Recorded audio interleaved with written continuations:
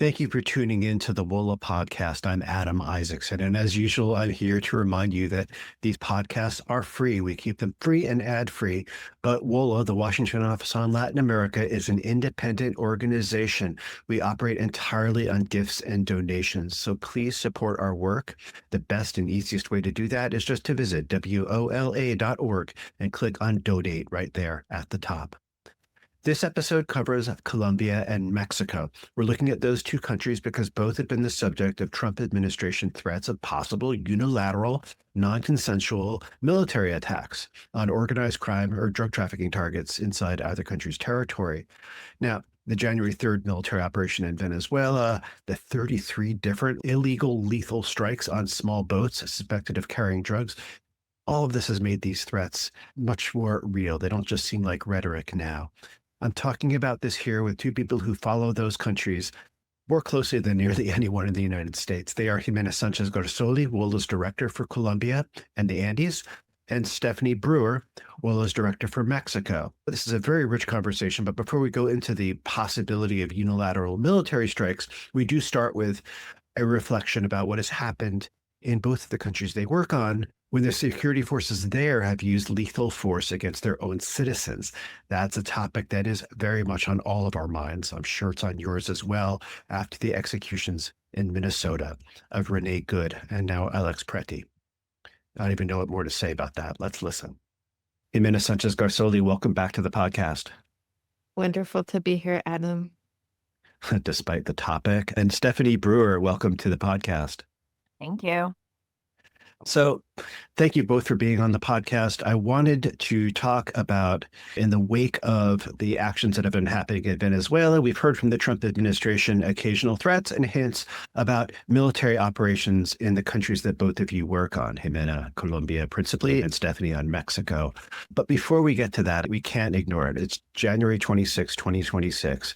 2 days ago, it looks like Border Patrol agents on a street in Minneapolis killed another U.S. civilian, Alex Pretti, in what appears to be with zero self-defense or any other justification for using that kind of lethal force.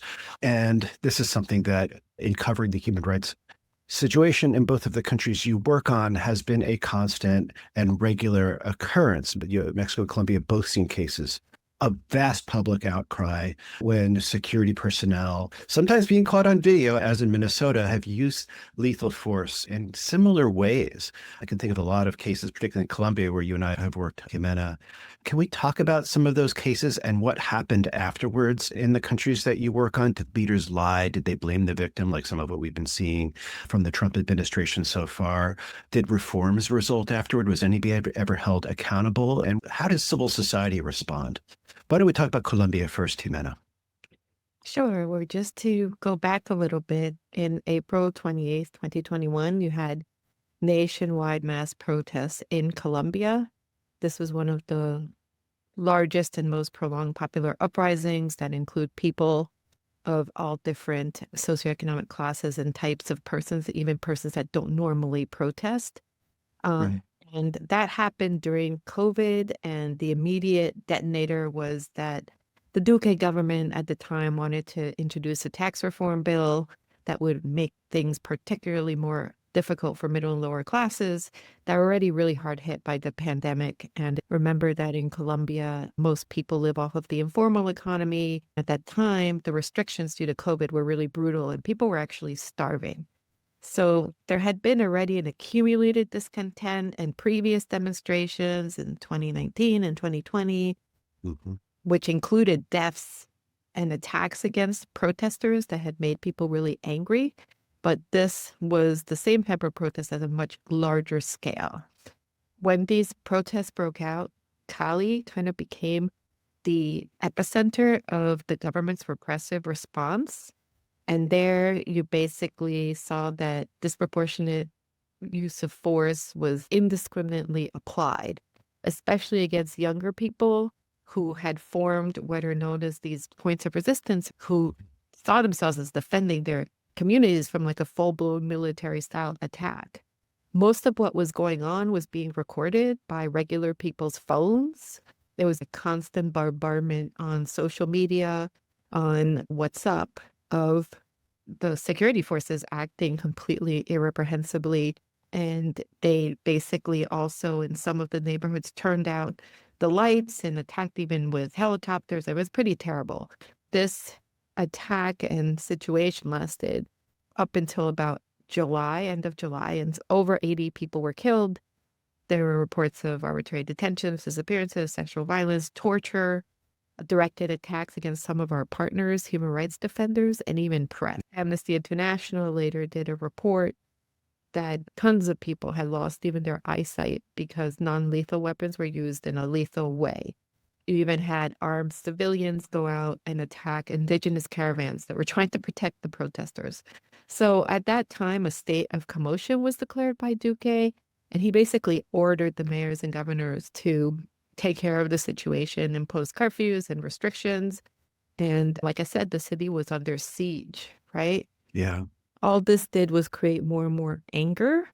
Interestingly, in parallel to what's happening in Minneapolis, we saw that the Duque government was very intentional in trying to present a different narrative of what was going on, especially to the US Congress.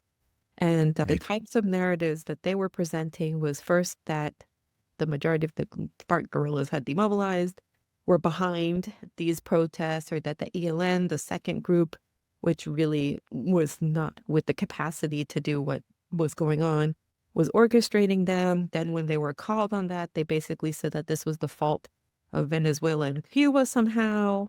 When they were called on that one, they weren't able to show that that was the case. They were saying that these were domestic terrorists. And then they went on to justify that the security forces, anybody who they killed, they did so because those persons were a threat to the security forces. There was a total demonization of the different leaders and others, but we had tremendous international pressure, and the Duque government remained pretty defiant. Eventually, they had to capitulate after the OAS did a mission, after the UN pressured, after members of the U.S. Congress, most notably Representative James McGovern, who WOLA took to look into the situation at that time. They capitulated by saying, okay, they were going to do some police reforms. In practice, those reforms never really took place. A lot of the reforms ended up being more cosmetic, like they changed the uniforms of Blue the uniforms police to have a little QR code so that if you're being attacked, you can like basically use your phone to complain. And most of the reforms really got diluted and convoluted in the Colombian Congress.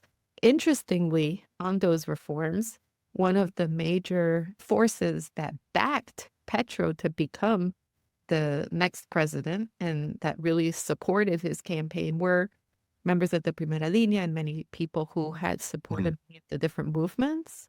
And Petro, during his campaign, promised he was going to do all kinds of reforms. And in reality, that hasn't happened. Sadly, we saw that some of the Primera Línea leaders, some of them received false charges. We are working with some lawyers who represented him in these cases. You know, there had been a promise of helping them. That didn't happen. And in the end, we did see a few of the individual cases have more of the material authors of the direct attacks get brought before justice. But overall, we did not see any real change or justice for most of the victims.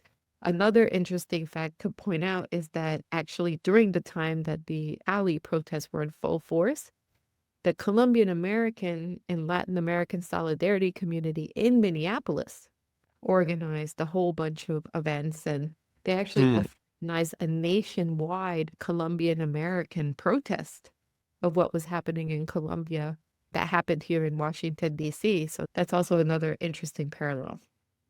A big shout out to Minneapolis. And yeah, I mean, if you talk to a Colombian and you use names like Dylan Cruz, who was killed by not apparently less lethal weapons of the police in 2019, or Javier Ordóñez, a lawyer who was beaten to death in 2020, everybody knows who these people are. I mean, it's sort of similar to Rene Good or Alex Pretti. Everybody, it really did mobilize people. Although, as you say, actual accountability and actual reform are difficult. Stephanie, what has been some experience in Mexico?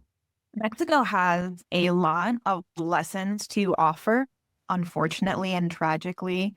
And I see some common threads already with what Gimena was just telling us. Mexico certainly also has been, unfortunately, subject of Amnesty International reports and documentation and campaigns by Mexican civil society due to excessive use of force in protests, taking the form of arbitrary deprivation of life and or torture, sexual violence. Once again, we see these practices as well. And I want to take a step back even from just the protest scenario.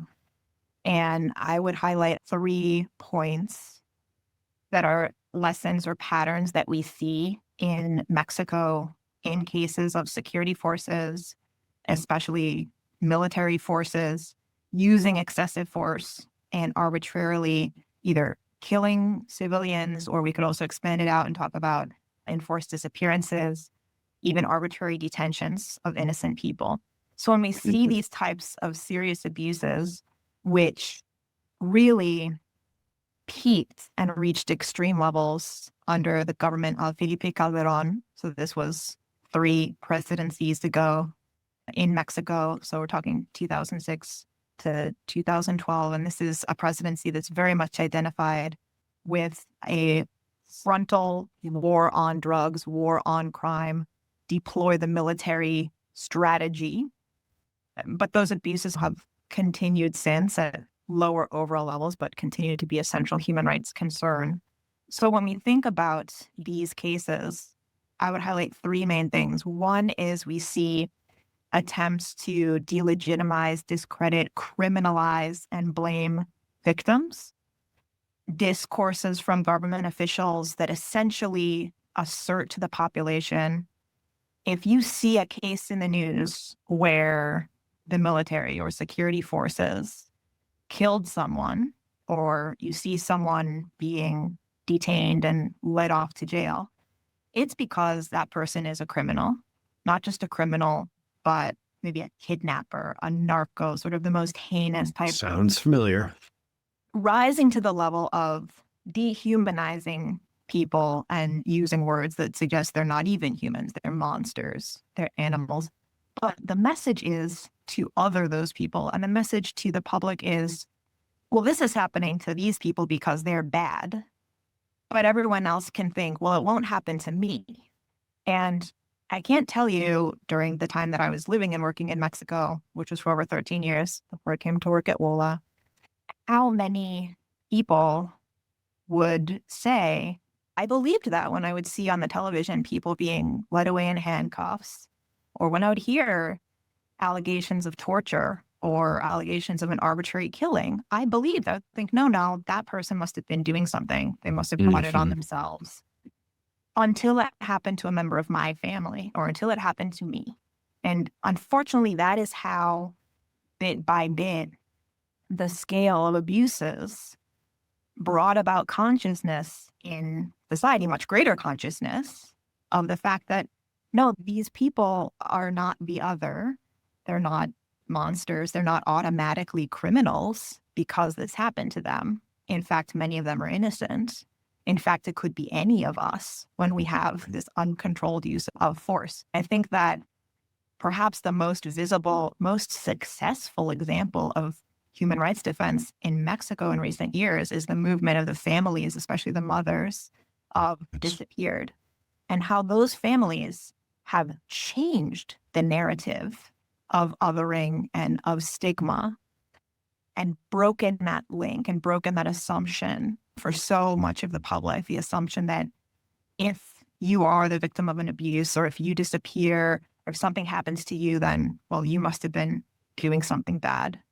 And really just bringing out the human face and showing, no, these are people like all of us who had lives and family and hopes and dreams, and those were cut short. And there needs to be at least an investigation, and we need to understand what were the circumstances in which that happened and why.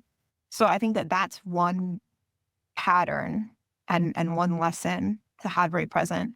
The second point, which is briefer, and these are all interrelated, the second point is control of evidence and facts and access to those facts.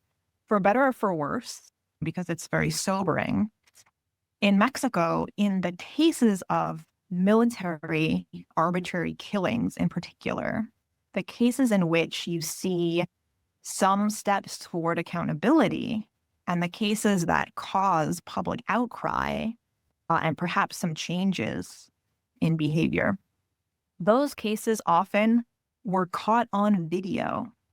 And so it's unfortunate that that needs to be the level of public exposure and evidence for there to be accountability. It makes us understand that there could be so many other cases out there of arbitrary executions, for instance, or other extremely serious misconduct and abuses and violence that aren't getting that attention and in which there hasn't been accountability because there hasn't been that viral video actually showing the facts where people see before their eyes that unarmed victims are being killed, for instance. So the importance of that, having that type of documentation, and I would really stress video and photo, the sort of visceral, immediate evidence that everyone can understand, but also the documentation that takes a lot more quiet, tireless work, which is done by civil society, which is done by partners like the NGOs that we work with, which is done by lawyers, which is done by human rights defenders, where they're building up a record and documenting what is happening. And they have that evidence that they can then use either eventually in legal proceedings or in other ways. And we see how institutions don't want that evidence to be available or to come up. We have seen repeated cases in Mexico, for instance, of security forces, military forces altering the scenes of crimes, planting weapons in the hands of dead bodies to try to make it seem like they were the attackers. And in fact, the way the military in Mexico reports these cases, we've been tracking them for decades now, they report all killings of civilians by military personnel as this number of aggressors attacked us, the military, and we repelled the aggression. So it's actually flipping in some cases the roles, because it later comes out, no, in this case, a case like Tlatlaya, which listeners may recognize if they follow our Mexico, follow our partners. No, actually, the circumstances were different at this time. People were killed. Or no, actually, some people have nothing to do with any type of crime at all. And then, of course, there's the cases of excessive use of force and arbitrary deprivation of life. We've seen even a spate recently over the past year or so of children, people being caught up in excessive use of force, especially in vehicles. And so the importance of documentation is the second real lesson that I would bring out. And then the third, and this really ties everything together, this is the umbrella category of the lessons that I wanted to highlight, is the struggle for accountability and that tipping that balance between impunity and accountability.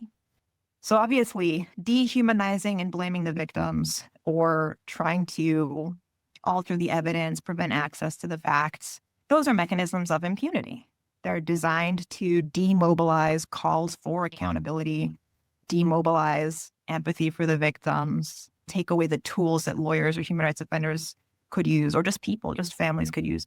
But there are also institutional mechanisms. And in Mexico, once again, anyone familiar with the human rights situation, you've heard the phrase military jurisdiction. So Mexico had a system in which the military essentially would investigate itself for serious human rights abuses by its members against the civilian population. And that became the focal point of litigation by human rights NGOs in Mexico and campaigns.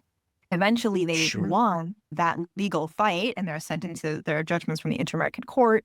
There was a legal reform taking human rights cases against civilians ostensibly out of military jurisdiction so that civilian investigators can investigate those cases.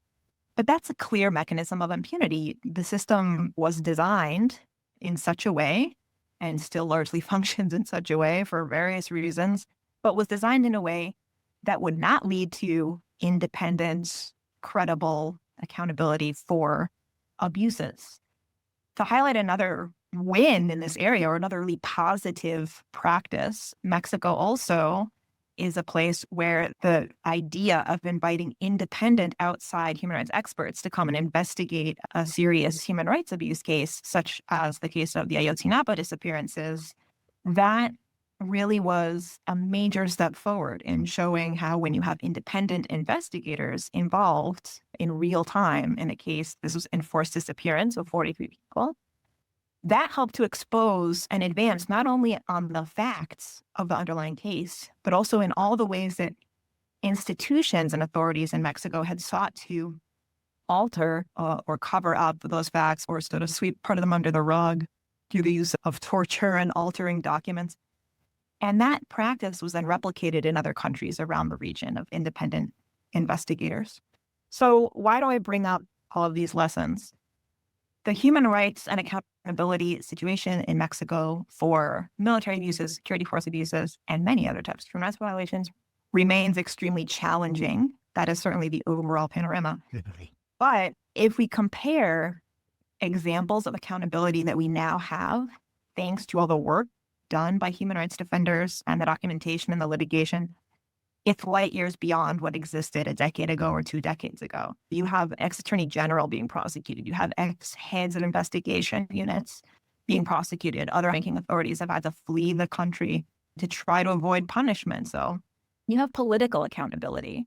The war on drugs, the military deployment, and the rampant abuses against civilians in the Calderon presidency, that had a huge political cost. Mexicans voted against that. They didn't want more of that. And his party was voted out of the presidency. The following president was Enrique Peña Nieto. The Tinapa case became a stain on his legacy. Right. Among others, we could say, but that was a factor at play in Mexicans voting his party out of office. And there have been changes in institutional behavior, and there are changes in the way that politicians and political parties address these issues. Not sufficient changes. This is an ongoing battle, but there are clear impacts that we can see. And so you can get from point A to point B, because ultimately, I mean, this is the case not just for Mexico, it's the case in any country. Any repressive machine will grind to a halt when the individual cogs in that machine believe they will be held accountable for violating people's rights and taking people's lives, especially high-ranking cogs in the machine. Their cost-benefit analysis is going to change when accountability becomes a real possibility. So I think that Mexican human rights defenders have generated very vital lessons that we can all learn from in this moment in our world. Thank you. Thank you for that, Stephanie. I think, both countries have a lot of lessons for the United States. The 3 categories you just mentioned, the efforts to delegitimize and blame victims, we're seeing in spades right now. All you have to look at is almost any Trump administration high official's Twitter account and see the language they're using. Control of evidence and facts, the importance of video, the importance of independent media and NGOs has never been greater in the United States. And of course, on the struggle for accountability, that's just starting. But there are a lot of concerns about the independence of the Justice Department here in the United States, about the independence of prosecutors in both of those countries.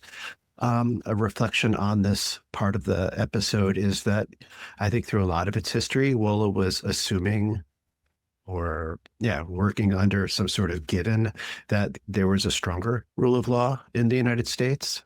Far from perfect.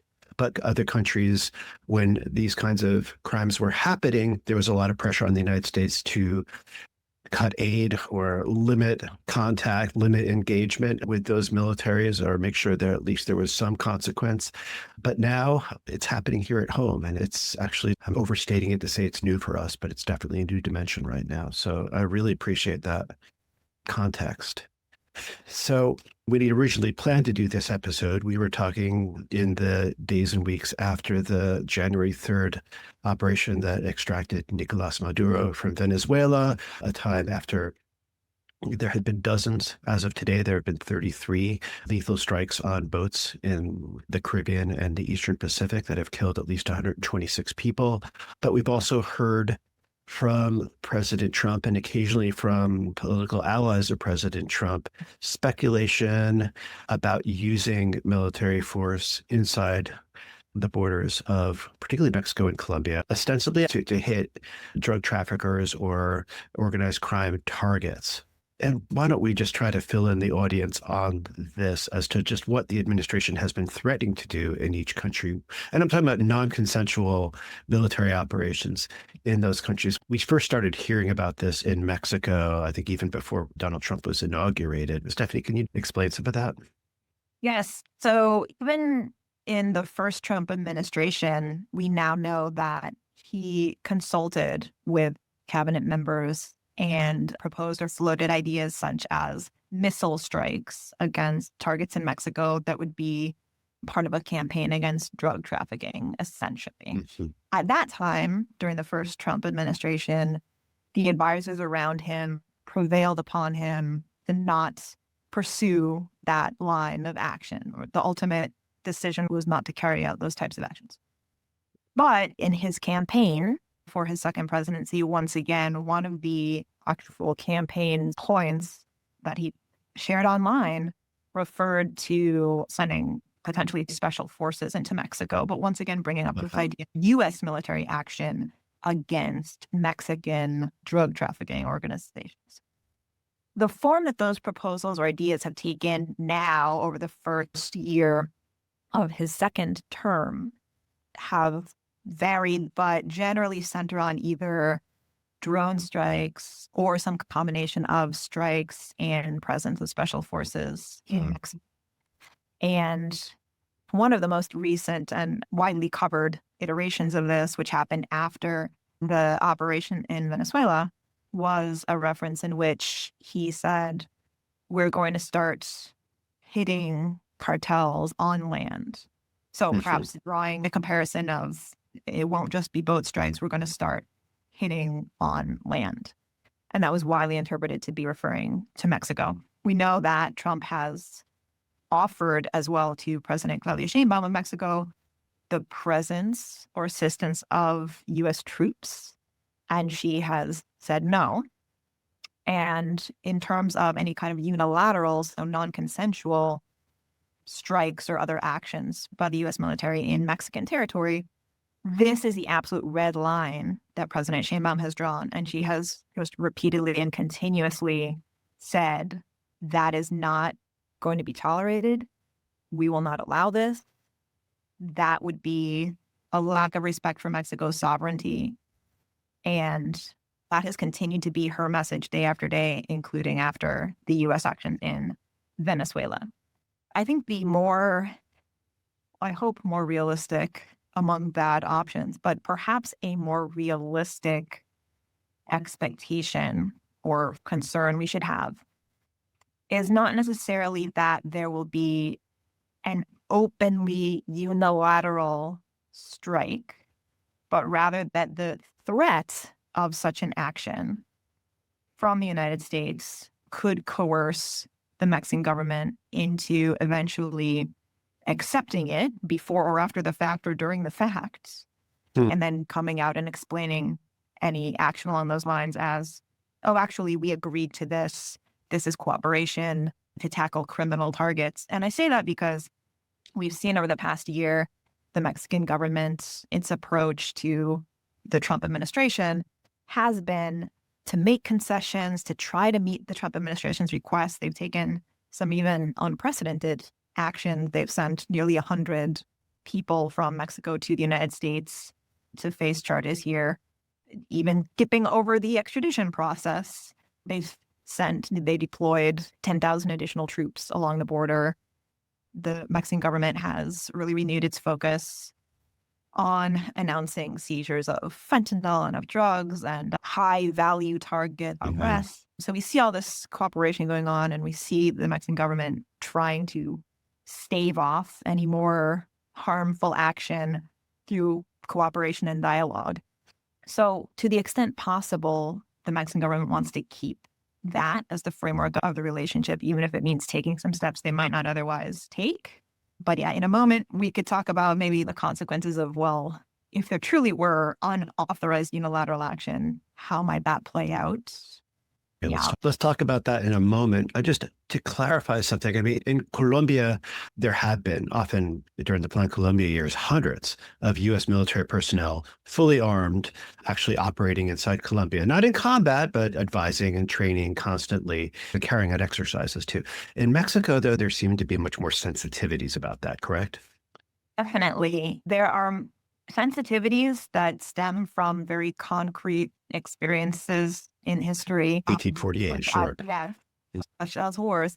And you can see this even just in recent news when you have a U.S. plane landing in Mexico or U.S. personnel coming for some training exercise. This comes out in the news and is scrutinized and evaluated as, is this a sign of impending military action? Their guard is much, much higher up when it comes to any sort of actual U.S. military physical presence in Mexican territory.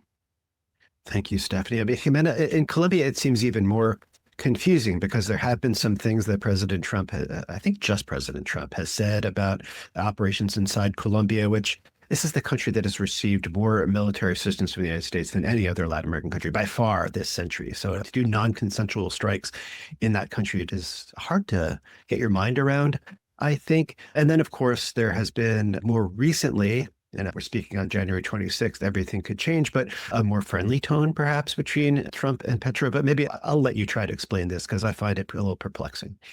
Okay, well, you're right. Colombian armed forces, security forces have always seen the U.S. armed forces as sort of the shining star and the standards that they wish to attain to, and also their trainers and their teachers of how they should operate. So the rhetoric of potentially attacking Colombia was really received as the most terrible thing you could imagine, right? And also not just the most terrible, but also the most ungrateful, given that both Colombian armed forces and security forces have worked so hard with the U.S. to combat narcotics. But I want to go back a bit to talk about how this relationship has really deteriorated over the past year to explain how it got to this point. For 203 years, one of the strongest bipartisan relationships we have seen has been between Colombia and the U.S. So no matter who was in government in the U.S. or who was in government in Colombia, they were always friends, talked everything out, and had great relations. Colombia was the largest recipient of U.S. assistance, and with the global cuts on aid, most of that was cut. What was cut was there's not just the assistance, but also programs that had embedded in them decades of lessons learned on how better to address security, drugs, dismantle illegal groups, strengthen justice, and try to get the civilian state in the conflict areas. With two countries, there have been multiple attempts to try to do that, right? Also, the support that was so needed for guaranteeing democracy and guaranteeing that you have civil society that can stand up to illegal actors, corruption, and what have you. And that became actually quite destructive, the way that it was done one day to the next. It really has created a lot of bad consequences for those organizations. And in the case of Afro, the Colombians and indigenous people, which I will remind everybody are situated in some of the most conflictive areas of the country, not only was the aid cut off, but in the State of the Union, they were demonized basically as a wasteful DEI program, which is probably right. worst way you could characterize what was happening there. So no more assistance for the 2016 peace agreement, no more humanitarian and migration assistance for the country hosting the largest Venezuelan migrant refugee population, cutting security assistance that debilitated the armed forces' ability to meet the major security challenges posed by the ELN rampage on the border that started in early 2025 and ended the year with 80,000 internally displaced people, right? This is all terrible, not just for Colombia and the relationship, but for the U.S. That was all replaced with Twitter threats of tariffs, insults, bullying, name call, and basically no constructive dialogue, despite this being one of the countries that had too many dialogues between each other, I would say, at very strong and multi-levels. Then we saw what began to be the case. This built the possible justification of an action similar to what happened to Maduro against Petro. So it started Yeah. in September with the U.S. decertifying Colombia on drugs, not based on a real assessment of whether or not there was cooperation, but more for political reasons. And something that stands out in that memo is how Petro was separated from the rest of Colombia, right? So, the armed forces were thanked for all of their work. It was stated that this was not against the Colombian people, right? That said, Petro did not help very much. He took the bait. He returned the insults and the Twitter attacks. And I think in one of the most high profile rebuts, he was on the streets protesting in a Palestine march in New York City. And During the UN, yeah. during the General UN, Assembly. where he said that U.S. security forces should not follow any commands that are against their orders. So Petro's visa was rescinded. He was placed along with his wife and others on the OFAC or Kingpin list. And then you already had a Colombia on edge due to the boat strikes in the Caribbean and the Pacific. Psychologically, this really was affecting Colombia. You have to remember that some of the bodies, remains believed to be of the people from the boat strikes, have washed up on the shores in La Guajira. It also paralyzed all sort of fishing in both sides of the country from communities that live off of fishing. So already there is this real sense of shattering the sovereignty in that sense. And then you have Trump threatening to make Petro next, right? Or saying he has to watch his ass, basically, right? What has happened with Maduro immediately also has been that the ELN guerrilla, which is a guerrilla that operates basically on the border, and then most of its people within Venezuela, 8 states in Venezuela, began to reconfigure itself, preparing for a potential U.S. attack or operation against them, right? Its leadership went back to Colombia, and then its troops on the Venezuelan side started going south towards Amazonas, which would be more towards the border with Brazil. And this started creating severe tensions in an area that already was incredibly dicey. On the Colombian side, the ELN, for example, kidnapped 5 police. They later let them go. They've started putting up roadblocks. They've started being even more repressive and restrictive of human rights defenders and social leaders. So already that situation has been, in a sense, upping the stakes of insecurity in Colombia. All of this, like you said, from one moment to the next, and I guess this was a big surprise, was calmed down by a phone call that happened between Petro and Trump. And all of a sudden I was honored to speak to him, and, he's coming to the White House on February 3rd. We are all very thankful that things that were really on the verge of a complete breakdown that would have had severe consequences are going in this direction. But we have to see what happens at this meeting, and much rides on this meeting. What can happen is a wild card. It could go like the Zelensky meeting or the Montana one, or some form of this. Both 2 very different scenarios. Yeah. Both men are prone to being triggered and stating whatever they feel in the moment. Both men like to make their points known. It's important to mention that beyond Colombian issues and narco trafficking, there is also a very opposed view, to say the least, on the part of Petro concerning the U.S. and Israel, right? And on anti-narcotics, as we know from what he said in his UN speech. So what will happen there will have tremendous repercussions for the relations. One would think that it's in the interest of both countries for this to work out, because both countries need each other. There's no way you can do anti-narcotics operations that are efficient in any way, shape, or form without the intelligence, support, and cooperation of Colombia. That's one, right? And then secondly, if you really want to prevent further migration, Colombia is one of your biggest allies on that in the region when it comes to the Venezuelan migration, and also all of the transnational migration that goes through Colombia. So what do I think might happen? I think we're more than likely to see some kind of an announcement of a joint anti-narcotics plan really focused on the border and on exterminating Venezuela. Mhm. Yes. Petro spoke to the president in charge in Venezuela, as well as Lula.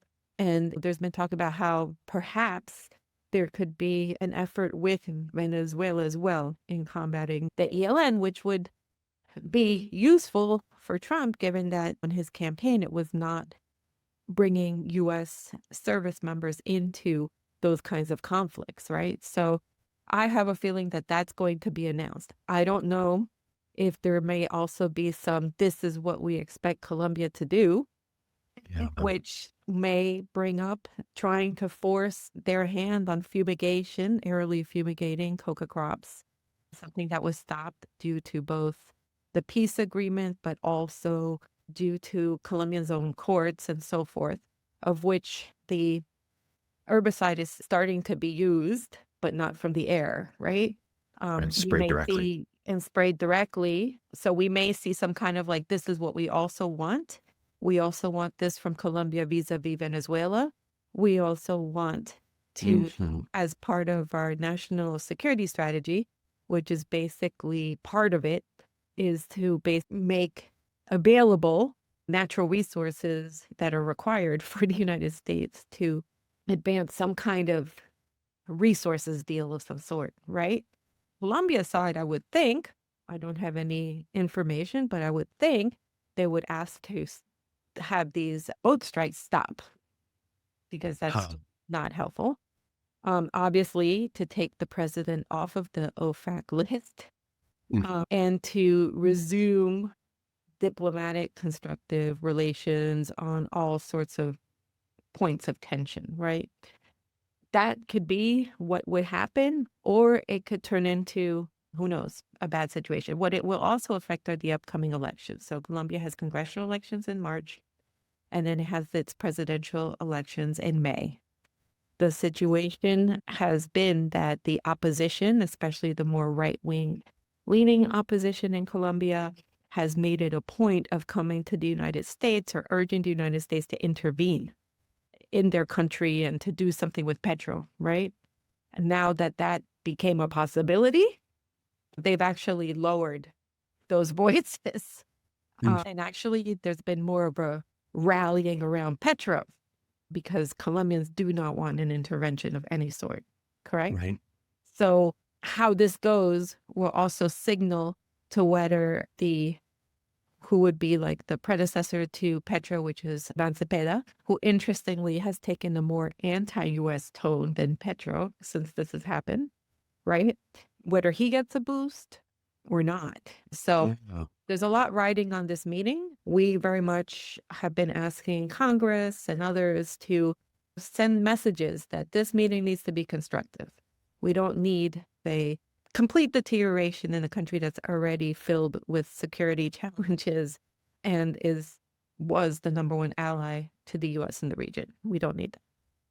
Yeah, there's a lot at stake. And yeah, I mean, it looks like, as you point out, with the ELN, gosh, I hope not, but perhaps with fumigation, there may be areas where they yield to U.S. demands for a harder line on security. And harder line on security has also been, even in recent days, a message from Washington to the government of Mexico also, it seems. And, you know, Stephanie Gimena mentioned Gustavo Petro's vociferous tone at the beginning, particularly on Twitter, against the Trump administration, many of its policies, even some rather personal attacks, which I think contrasts with the approach that the Sheinbaum government has taken. The Sheinbaum government, unlike Petro, is also going to be governing for the next almost 5 years. And in addition to the tone, could you speak to, Jimena mentioned all of these other interests in Colombia, diplomatic, trade, cooperation on drug policy, some things that really weren't in place with Venezuela, where there wasn't any cooperation on anything with the Maduro regime. It's a multifaceted relationship, and how could it be harmed if all of a sudden there were some sort of unilateral actions inside Mexico?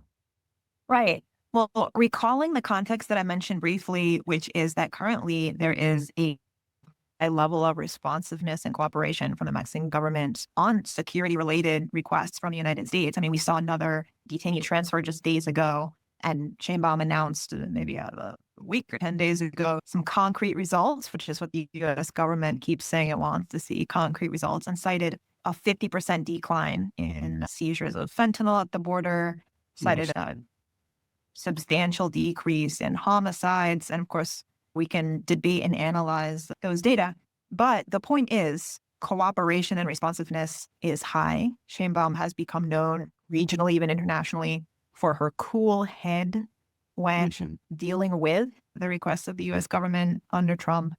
And that's just in the security sphere. So if you had a unilateral, non-consensual military strike in Mexico and it couldn't be agreed to or explained away, if it was just absolutely clear to everyone that the United States did this without the Mexican government's consent, all of that cooperation and any potential for the development, that could just go away.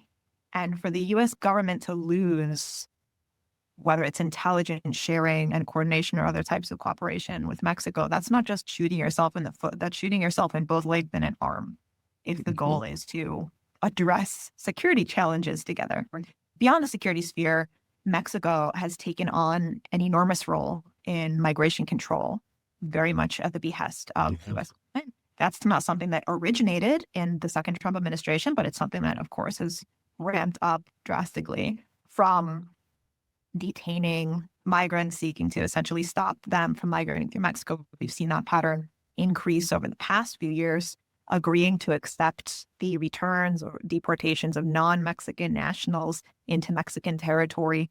You see, once again, a high degree of concessions or cooperation with U.S. requests, even at the expense, of course, of the trade relationship. We're talking about a top U.S. trading partner. We're talking about two economies that are absolutely intertwined, supply chains that are absolutely intertwined, with an upcoming review of the United States, Mexico, Canada, USMCA trade agreement coming in a few months. All of that would be thrown into chaos. I'm not saying it's smooth sailing as it is, but that could be thrown into absolute chaos if you had some sort of unilateral U.S. military intervention, and then diplomatic relations, of course. And so the potentially disastrous consequences across the bilateral relationship in general could be incalculable. What is the one thing that a military strike wouldn't do, as we know from decades of experience in Mexico? It wouldn't end drug trafficking. If striking a drug lab or taking out a kingpin or even hundreds of kingpins or carrying out hundreds of operations, if any of those type of militarized actions, if that were the solution, then drug trafficking would have ended long ago. Those are not the solution. These same types of militarized tactics have been used for years and years and years and years in Mexico. The Mexican military, of course, acting directly against criminal organizations, often at the behest of the U.S. or with cooperation from the U.S. And so there is simply no reason that if it were directly the U.S. military carrying out those types of actions, that we would think that would have any meaningful impact in changing these international, extremely consolidated and lucrative drug markets. So I also wanted to mention, just from the tactical or strategic standpoint, the cost-benefit analysis would lead us to conclude it would be absolutely irrational and counterproductive for the Trump administration to take this route. That said, we cannot dismiss this possibility. It's something that, unfortunately, I think in Mexico, the government, especially seeing what's played out in Venezuela, albeit in a very different context with some very different factors, this just underscores how seriously these threats and references to military action do need to be taken. Coming off of your point here about how the Trump administration is leaning into things that we know have not worked against drug trafficking, you could even say against organized crime in general. And both Colombia and Mexico do have severe organized crime problems. I think almost every citizen of those countries would agree with that. But being more lethal, for instance, with bow strikes, or adding more groups to the terrorist list, I can't see what really changes with that. These are doubling down on strategies that have not worked for 40 years. So that, I think we can leave that as a given, and that's been a long time WOLA position. I guess as a final reflection, and I know we can only do this at the 30,000-foot level, what are some broad lines of what a better strategy, a more effective strategy, not just against drugs, but against organized crime and citizen insecurity in general, What would that be based on? I mean, my sense is it would have a lot more to do with impunity and corruption and functioning justice system. But why don't I turn that over to you to give the final reflection? Maybe first Stephanie, then Jimena. Yeah. Just to mention a few key points that we and so many other analysts and organizations have been saying for years to really reduce violence and weaken and begin to dismantle organized crime in Mexico. If that's the goal we're talking about, key steps are to improve investigation and reduce impunity. And that also means Yep. zeroing in on the connections, the different forms of tolerance, support, collusion that exist between state and non-state actors, zeroing in on corruption. And all of that requires consolidating civilian, capable and accountable civilian security and justice institutions. And all of that has been, in different ways and different levels, the subject of cooperation between the United States and Mexico, which we sometimes have criticized when it doesn't take a productive direction or wasn't centered on human rights. But those are the types of actions, and there's not going to be from one day to the next, but those are the areas that we need to see change in. Now, if the goal is reduce deaths in the United States from overdoses of fentanyl, we have seen and evidence shows that health-based measures, access to treatment, access obviously to naloxone, et cetera, that those factors are some of the keys that have been driving the decline in those overdose deaths. On the supply side, to the extent that there's any evidence or data that would point to any kind of effectiveness in disruptions of supply, the data, and we've seen this recently come out, is more related to precursor chemicals and is more looking at actions in China or by China than actions that have happened in Mexico. So we really need a refocusing based on evidence and reality and based on people's needs and what saves lives, what's been proven to save lives. A military strike is the farthest thing from any of that. And anything to add there, especially in the Colombian context, what has really been lacking that could work better? Well, I think the saddest thing about what we've seen in the past year is that US-Colombian policy and the efforts against organized crime are actually going in the right direction. And, with the prioritization of the multiple parts of the 2016 peace accord that really was trying to address some of the underlying causes. So you can't dismantle illegal armed groups who are organized crime groups or drug traffickers just by killing them all. That's just not going to happen, or arresting them all. This is a multifaceted problem. These groups are not born in a vacuum. They have endless supply of individuals that can be part of it or are attracted to it because of, in the case of Colombia, the severe inequality, terrible distribution of resources, lack of access of opportunities, and even infrastructure deficits that exist in the country. So you have to have a societal, economic, social aspect that can, in a sense, compete with the allure, the incentive, and the gains of those groups. At the same time, in the case of Colombia, you need to dismantle the illegal armed groups that are not purely organized crime, but are there for other purposes. And sometimes it's because of a vacuum of security, frankly, in different areas. You also need to think about what allows all of that to happen, and that is corruption. And if corruption happens at all levels, and that's something that needs to be looked at, it generates inaction as well as ineffective action. At the same time, you also need to look at the financial system. And the financial system is global and integrated. And that's a part of it that really hasn't been given the level of effort that it needs. If the money cannot be laundered, if the money doesn't mean anything, it will lose power. And then I would say the last area would be building a different culture, a culture of peoples who are standing up to that corruption, standing up to that organized crime, standing up and demanding justice and accountability. And for that, you need to have a strong civil society and in multiple levels, not just human rights lawyers and advocates and social leaders, but you need a strong, independent press that can operate without being killed or being forced to self-censor. So it's multi-leveled what is needed. And sadly, I think we were going in the right direction because 2 decades after the Plan Colombia effort, which was very security focused and basically attacking drugs in a warlike fashion, we started to understand the different levels needed to really start getting at this. And now we're reverting to addressing or supporting any of that.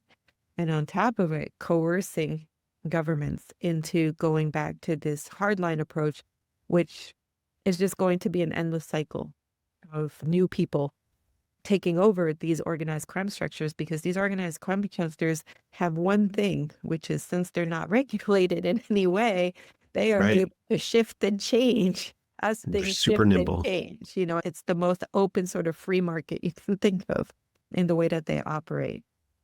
Yeah, I mean, both of you hit key themes here. I mean, you cannot do this without a functioning security sector, without ending impunity or cutting way back impunity for collusion with organized crime and similar corruption, creating opportunities, state presence, and the cultural aspects that you talk about. And you're right, there were baby steps, and in some areas, more than baby steps, something modest, but still important, moving in that direction. And that's been mostly swept away right now. So unless we can somehow miraculously convince this administration to do otherwise, we're looking at several crucial years lost, and we're going to be suffering the consequences for quite some time. But yeah, thank you, Gimena and Stephanie, for giving this context, both on the parallels with what we've been just witnessing to our horror in Minnesota, but also what these threats of unilateral military intervention in both countries represent for hemispheric relations, at least for the next couple of years. I see that Stephanie just had to leave for another interview. We went that long, so we won't say goodbye to her. We will thank her very much, though, for her time. And thank you, Gimena, for being with us. No, and just one final point, which is it's all bad for undoing organized crime, but there are also the human consequences of the violence that comes with the organized crime that we can't forget, that we need to overcome too. So thank you so much. Thank you, Gimena. Well, hey, thank you for listening, and many thanks to Gimena Sanchez and to Stephanie Brewer for their time today and for being such clear, cogent, context-filled explainers about what's happening in this moment in two countries that, as the Trump administration moves forward with its implementation of a national security strategy that places dominance of the Western Hemisphere at the center, are going to keep coming up. Those two countries in Spanish-speaking Latin America, number one, and number two for population, are going to continue to be, alongside Venezuela, places that we hear about a lot. And I hope not in a military context, but nothing is particularly certain at this point. So please do stay tuned. We will keep the podcast episodes coming. If you're a supporter, thank you for making this work possible. If you're not, remember that you could be very easily. If you don't have the resources, at least tell your friends and your networks about the content that we are producing here, whether in audio, on video, in text. We are getting out as much as we can. But either way, thank you for listening. Do stay well, and goodbye for now.